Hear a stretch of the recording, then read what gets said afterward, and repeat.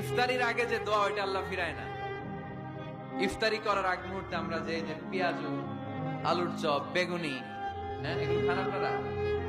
রুয়াবজার শরবত খান নাকি? এই যে সাজায় রাখা হয় ডিজাইন করে, এইগুলো রেখে যখন দোয়া করেন এই দোয়াটা আল্লাহ শুনে খুব। আল্লাহ বলে, কিরে ফেরেশতারা ঘটনা কি, এত খাবার কেন? আল্লাহ রোজা রাখছে, কি চায়? আল্লাহ ক্ষমা চায়। তো খায় না যে তৃষ্ণার, তো আল্লাহ আপনার ভয়।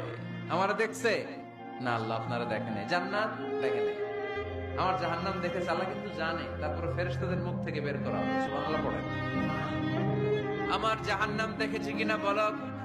ফেরেশতারা বলে না, জাহান্নাম দেখে নাই। আমার জান্নাত দেখেছে কিনা বলো? জান্নাতও দেখে নাই, কিছুই দেখে নাই, আপনারও দেখে নাই। আল্লাহ এবার খুশি হয়ে যাবে। আমার খুশির জন্য আমার ভয়ে তৃষ্ণার্ত ক্ষুধার্ত সামনে খাবার হাত